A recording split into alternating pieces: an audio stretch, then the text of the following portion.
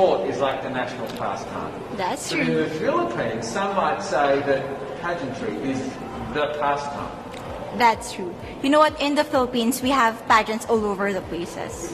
Yes, we have pageants in the barangay, in school, national, local. That's why we really love Miss Universe. It's like it's giving pride and putting the Philippines back on the pedestal. That's why there's an added pressure as a candidate coming from a pageant-loving country.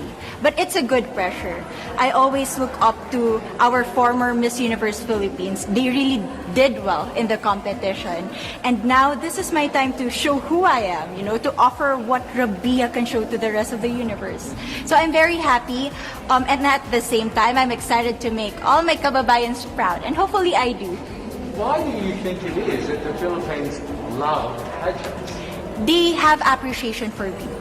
We do love pageant because we used to think that we wanted to be included in the world, I have to be honest, in the Philippines, my skin color used to be not the standard of beauty. I was obsessed whitening my skin because these are the kinds of beauty queen we see on the mainstream. But things were different now. That's why I'm very proud to be a morena. In the Philippines, we call it morena. It's brown skin girl. And to be able to represent, my color, my identity as a true Filipina. Tell me about your journey to being crowned Miss Philippines. In a world that, in a country I should say, that loves pageants. That must have been a very intense process. Tell me about, your journey to being Miss Philippines. Well, my journey was crazy.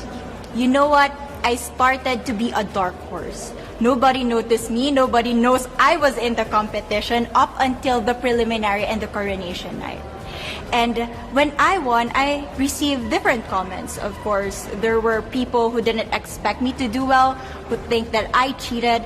That's why I need to redeem myself in Miss Universe. I really need to do well in this competition. And the thing is, I love pressure. I love criticism. I get better every day with that. You tell me I cannot do that, I turn to you and I'm gonna say that no, I can do it for myself. Good for you. So how does it feel then to be on the global stage? How do you feel to be here in this moment, right now?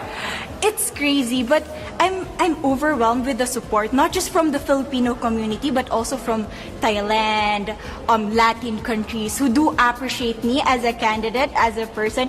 It motivates me that I am beautiful, I can offer so much in this world, and when somebody believes in you, it gives you that extra energy to really do well and perform well. Do you have a sense with the girls, all of the girls competing, you're competing, but is there a sense of camaraderie with all of the girls? Is there like a real spirit to, sort of motivate each other to do better? You know what? I have a different idea about Miss Universe. I thought it's gonna be very competitive, in a healthy way, well, of course. But now I can see every girl helping each other, from fixing those hairs, from trying to zip up those outfits. It speaks of the closeness and the kind of camaraderie that we want to have.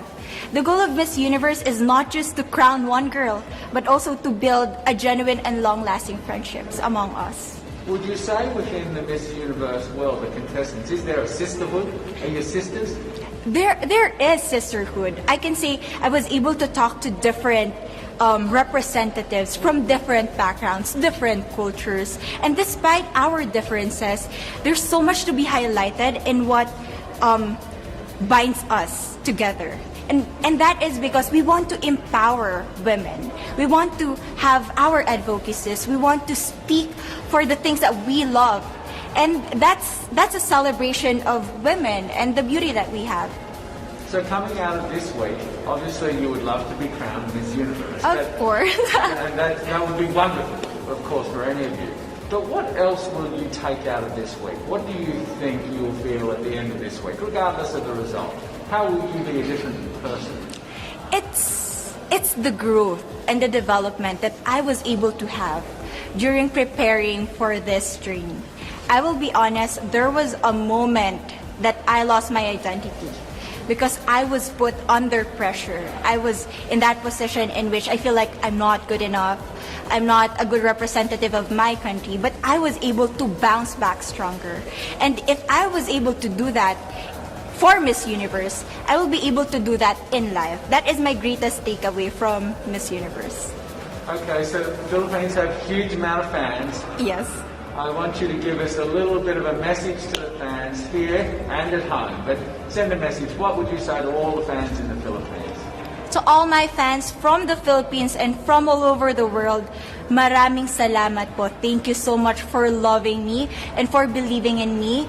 It means a lot to somebody who is so naive in this industry, who has no idea how to become a beauty queen on the first day of my journey. But because of your love and support, I was able to be the woman that I am today. And regardless of the result, I may or I may not win the crown, but one thing is for sure, I'm gonna make you all proud.